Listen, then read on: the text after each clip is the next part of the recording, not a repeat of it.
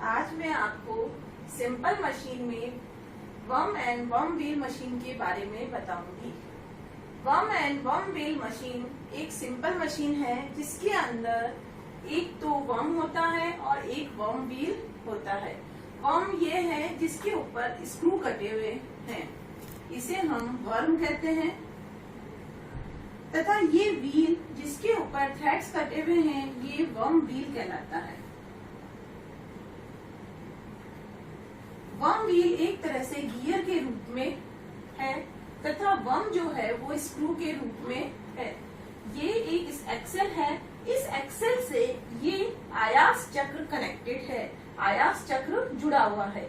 जैसे ही आयास चक्र मूव करता है वैसे ही इसके साथ कनेक्टेड ये एक्सेल मूव करेगा। इस एक्सेल के मूव करने के कारण ये थ्रेड्स मूव करेंगे और जब ये अपना एक पूरा रिवॉल्यूशन मूव करेगा तो जो वर्म व्हील है इसके जो थ्रेड्स हैं वो एक दांता आगे और पीछे मूव करेगा। और ये जो वर्म व्हील है इसके साथ ये लोड ड्रम, ये वाला जो पार्ट है ये क्या कहलाता है? Load drum. लोड ड्रम, इस लोड ड्रम पे लोड अप्लाई करते हैं और इस लोड ड्रम में ये जो धागा है ये इसके ऊपर लपेटा हुआ होता है।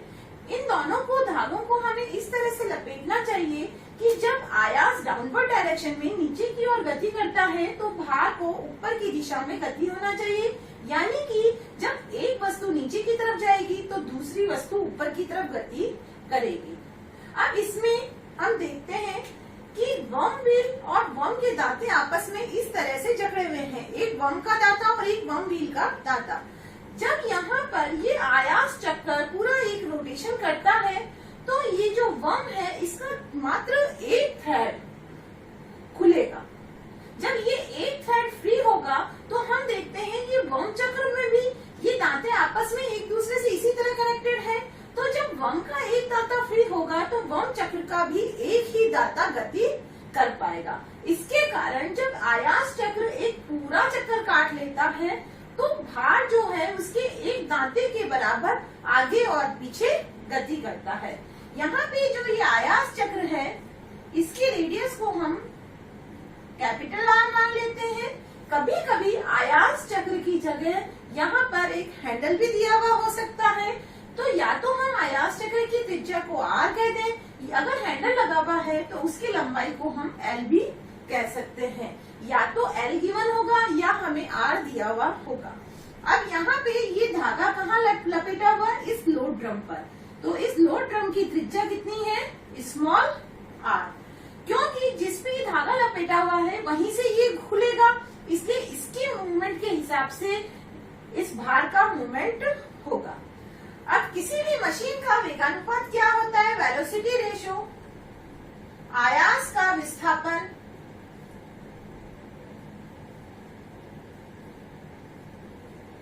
अपॉन भार का विस्थापन। अब यहाँ पे आयास का विस्थापन, किसी भी मशीन का वेगानुपात फाइंड आउट करने के लिए हम हमेशा ये मानते हैं या ये फाइंड आउट करते हैं कि आयास चक्र जब अपना पूरा एक रिवॉल्यूशन कंप्लीट कर लेगा, एक चक्कर पूरा काटेगा तो भार कितना गति करेगा। क्योंकि जो वेगानुपात है वो हर मशीन का फिक्स होता है और वो उसकी खुद की प्रॉपर्टी होता है। तो यहाँ पे जब ये एक चक्कर काटेगा तो किसके बराबर? चूंकि सर्कल है तो सर्कल कितना मूवमेंट करेगा? उसकी परिधि के बराबर। यहाँ पे हम ये मान रहे हैं चूंकि ये चक्र है तो इसकी रेडियस हमें R दी हुई है, तो ये कितना चलेगा? 2 पाई R। तो आयास का विस्थापन कितना होगा? 2 पाई R।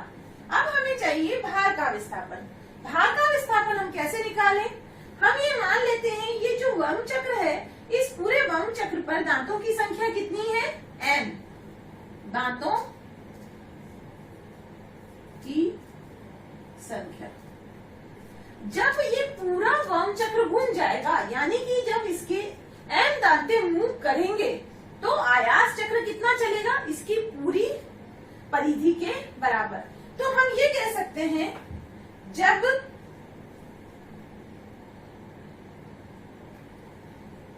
भार चक्र या वर्म n दांते चलता है तो भार चलेगा। क्योंकि यहाँ पर ये गियर पूरा n दांते, वर्म व्हील जो है पूरा n दांते चल चुका है, तो भार भी क्या होगा, पूरा रोटेट हो जाएगा। जब भार पूरा रोटेट हो जाएगा तो इसकी परिधि के ऊपर जो रस्सी लपेटी हुई है, पूरी परिधि की रस्सी परिधि के बराबर फ्री हो जाएगी। वो कितना होगा, 2 पाई स्मॉल आर। अब यहाँ पर हम देख रहे हैं कि जब आयास चक्र एक चक्कर काट रहा है तो दांते कितने फ्री हो रहे हैं, एक। तो हमें ये फाइंड आउट करना पड़ेगा, जब वर्म चक्र एक दांते या एक दांता चलता है तो भार चलेगा 2 pi small r upon n. यहाँ पे हमने यही बताया है कि जब आयास चक्र एक पूरा चक्कर पूरा कर रहा है तो जो लोड ड्रम है उस पर कितना दांते चल रहे हैं, वर्म व्हील एक दांते चल रहा है, और उसके कारण भार कितना चल पा रहा है, इसकी एक दांतों के अंदर जितनी रेडियस कवर होगी, जितनी रेडियस की परिधि कवर होगी, तो वो कितनी है, 2 pi small r upon n. 2 pi से 2 पाई कैंसिल हो जाएगा, तो यहाँ पे वेलोसिटी रेशियो क्या हो जाएगा, n r upon small r. यानी कि वर्म और वर्म व्हील का वेगानुपात कितना होता है, n into capital R upon small are.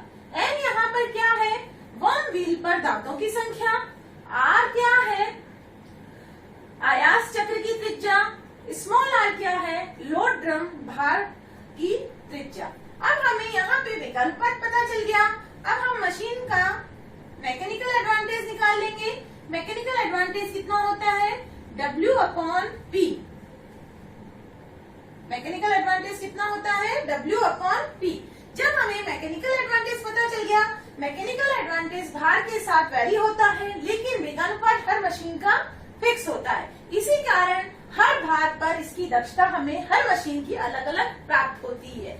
जब हमें मैकेनिकल एडवांटेज वेलोसिटी रेशियो दोनों पता चल गए तो हम मशीन की दक्षता निकाल सकते हैं, mechanical advantage upon velocity ratio into 100। इसकी सहायता से हम वर्म और वर्म व्हील की दक्षता फाइंड आउट कर सकते हैं। किसी भी मशीन की सारी वैल्यूज फाइंड आउट करने के लिए हमें उस मशीन का वेगानुपात ज्ञात होना जरूरी है।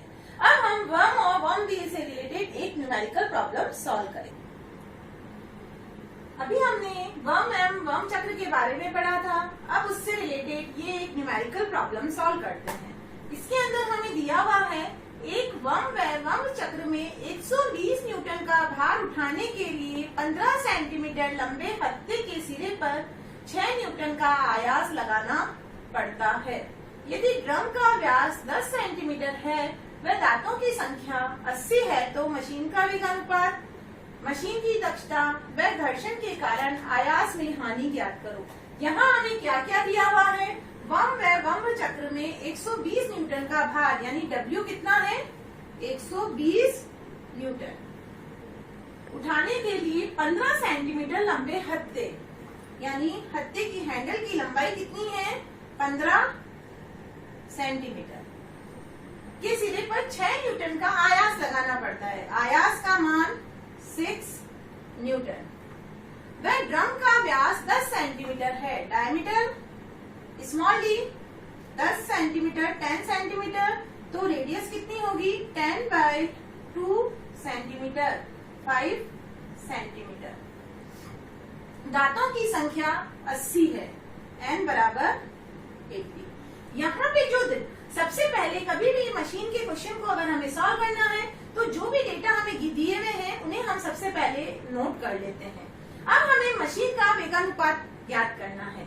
मशीन का वेगानुपात निकालने से पहले हम ये देख लें कौन सी मशीन है। यहाँ पे मशीन है वर्म व वर्म चक्र, तो वर्म व वर्म चक्र का वेलोसिटी रेशियो क्या होता है, हमने अभी निकाला था, n capital L upon small n small r। यहाँ पे L भी हो सकता है या फिर कैपिटल R भी हो सकता है। यहाँ पे n की वैल्यू हमें दी हुई है 80। आयास हैंडल की लंबाई, हत्थे की लंबाई 15 सेंटीमीटर और लोड ड्रम की त्रिज्या 5 सेंटीमीटर। व्यास हमें दिया हुआ था, इसलिए हमने रेडियस फाइंड आउट कर ली, जो कि कितनी हो गई 5 सेंटीमीटर। इससे हम फाइंड आउट करेंगे तो मशीन का वेगानुपात हमें मिल गया 240। और मैं आपको पहले भी बता चुकी हूँ कि वेगानुपात जो होता है वो एक यूनिटलेस क्वांटिटी है। अब हमें मशीन का वेगानुपात पता चल गया। अब दक्षता ज्ञात करनी है। दक्षता ज्ञात करने के लिए हमें पहले एमए निकालना है, मैकेनिकल एडवांटेज। मैकेनिकल एडवांटेज क्या होता है? W upon P। W यहाँ कितना दिया हुआ है? 120 न्यूटन और आयास हमें कितना दिया हुआ है? 6 न्यूटन। तो मैकेनिकल एडवांटेज कितना हो गया? 20। मैकेनिकल एडवांटेज भी एक यूनिटलेस क्वांटिटी है। दक्षता मशीन की किसके बराबर होती है? Mechanical advantage upon velocity ratio into 100। दक्षता mechanical advantage 20, velocity ratio 240 into 100। यहाँ पे ये कितना मिलेगा हमें?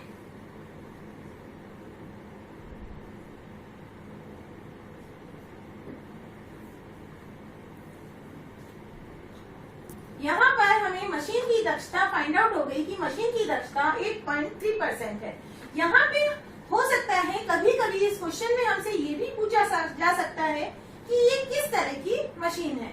तो हमें ये पता होना चाहिए कि जब कभी भी मशीन की दक्षता 50% से कम होती है तो वो सेल्फ लॉकिंग मशीन होती है, और दक्षता 50% से ज्यादा होती है तो वो रिवर्सिबल मशीन होती है। सेल्फ लॉकिंग मशीन मतलब अगर हम भार को हटा देते हैं तो आयास विपरीत दिशा में नहीं जाएगा, यानी कि यदि मैं आयास को हटा दूं तो भार वहीं की वहीं लॉक हो जाएगा, सेल्फ लॉक हो जाएगा, यानी कि वो विपरीत दिशा में गति नहीं करेगा, भार वापस नीचे नहीं आएगा।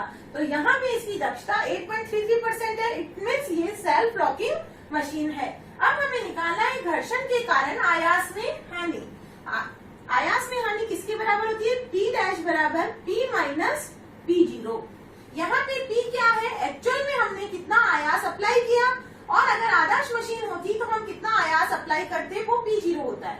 तो P0 फाइंड आउट करने के लिए हम कह सकते हैं, या हम जानते हैं आदर्श मशीन के लिए दक्षता 100% होती है, तो MA किसके बराबर होता है? VR के। MA W अपॉन P0 बराबर वेलोसिटी रेशियो यहाँ पे हमें दिया हुआ है, या हमने फाइंड आउट कर लिया है 240। W कितना दिया हुआ है? 120 बराबर 240। तो यहाँ से P0 की वैल्यू हमें कितनी मिलेगी? 120 अपॉन 240 यानी 0.5 न्यूटन। तो हम यहाँ देखें, अगर आदर्श मशीन होती तो मात्र हमें कितने आयास की जरूरत थी? 0.5 न्यूटन की।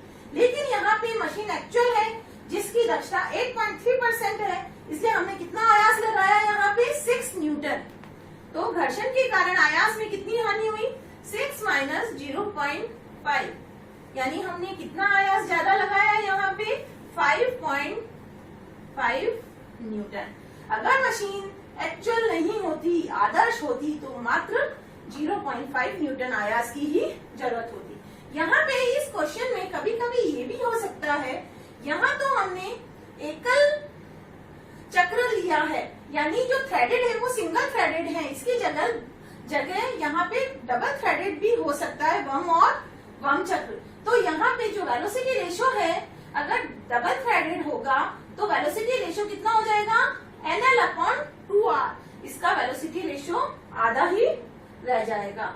तो फिर हम अगर ऐसी कभी प्रॉब्लम हमारे सामने आ जाए तो हम वेलोसिटी रेशियो का मान कितना? NL upon 2R।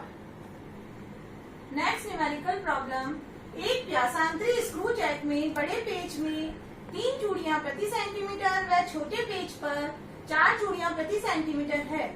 1 मीटर लंबे हैंडल पर वह आयास ज्ञात करो जो 5 किलो न्यूटन का भार उठा सके, यदि इस भार पर दक्षता 50% है।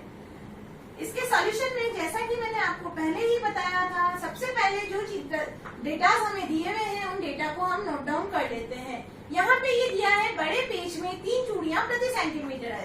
तो मैंने आपको पिच फाइंड आउट करने के लिए पहले भी बताया था ये किस तरह से होता है, इस तरह से पेच होता है। अब यहाँ पे दिया है, सपोज हम एज्यूम करें यहाँ से यहाँ तक या इसके सेंटर से इस दूसरे वाले के सेंटर तक कितनी 1 मीटर की लंबाई है, ये 1 सेंटीमीटर, और उसमें कितनी चूड़ियां हैं, 3 चूड़ियां। तो ये कितनी हो गई, 1 2, और इसका सेंटर लिया है और दूसरे का सेंटर लिया है, इसका मतलब यहाँ पे ये 3 चूड़ियां पूरी हो गई। तो पिच कितना हो गया यहाँ पे, PB 1/3 सेंटीमीटर। अब नेक्स्ट हमें दिया हुआ है छोटे पेज पर 4 चूड़ियां प्रति सेंटीमीटर है, तो PS कितना हो गया, 1/4 सेंटीमीटर। अब हमें PB और PS फाइंड आउट हो गए 1 मीटर लंबे हैंडल पर, यानी हैंडल की लंबाई कितनी है, 1 मीटर। अब यहाँ पे PB और PS सेंटीमीटर में है, तो यहाँ पर हैंडल की लंबाई भी हमें किसमें चाहिए, सेंटीमीटर में। तो ये कितनी हो जाएगी, 100 सेंटीमीटर। हमें आयास फाइंड आउट करना है, यानी P अननोन है, जो 5 किलोन्यूटन भार उठा सके। W कितना दिया हुआ है, 5 किलो न्यूटन, यानी 5000 न्यूटन। कभी भी मशीन के न्यूमेरिकल को सॉल्व करने से पहले उसकी यूनिट के बारे में क्लियर होना बहुत जरूरी है, अन्यथा पूरा क्वेश्चन जो आपने सही किया है वो गलत हो जाएगा। इस भार पर दक्षता कितनी है, ईटा 50%। अब हमें जो भी डेटा दिए हुए हैं वो सब हमने नोट डाउन कर लिए। अब हमें फाइंड आउट क्या करना है, आयास, उसको ज्ञात करेंगे। व्यासांतरी स्क्रू जैक का वेलोसिटी रेशियो क्या होता है, 2πL PB माइनस PS।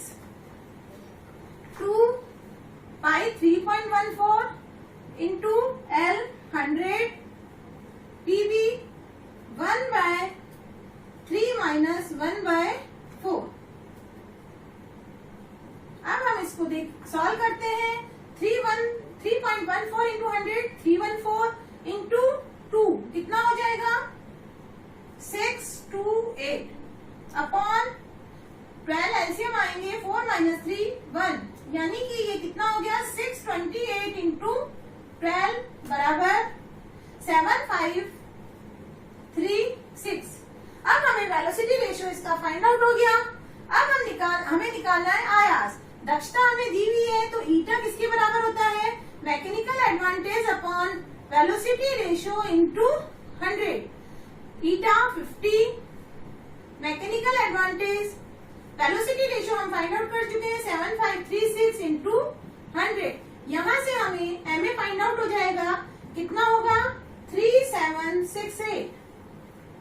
हम जानते हैं वेलोसिटी रेशियो और MA दोनों यूनिटलेस क्वांटिटी है। अब MA किसके बराबर होता है, W अपॉन P बराबर 3768। यहाँ पे W कितना दिया हुआ है, हमें कितना वेट लिफ्ट करना है, 5000 अपॉन P। तो P किसके बराबर हो जाएगा, 5000 अपॉन 3768, यानी 1.32 न्यूटन। तो हम यहाँ पर देखते हैं कि हमें कितना भार लिफ्ट करना है, 5 किलो न्यूटन, 5 किलो न्यूटन। लेकिन उसके लिए हमें कितने आयास की जरूरत है, ओनली 1.32 न्यूटन। इसीलिए मशीन का आविष्कार जो किया गया वो हमारी इसी इसके लिए किया गया कि हम भारी से भारी वजन को उठा सके, और उसके लिए हमें कम से कम आयास लगाने की जरूरत पड़े। हमने धीरे धीरे करके बहुत अलग अलग तरह की मशीनें बनाई। वो मशीन का पर्पज है, कहीं ना कहीं उसका वो पार्ट कहीं यूज होता है, और मेनली वो हमारे किस काम आता है कि हमें बहुत हैवी लोड को लिफ्ट करना है, और उसके लिए हमें कम से कम आयास को लगाना पड़े, ताकि उस काम को उस वर्क को हम सुगमता से कर सके। Thank you.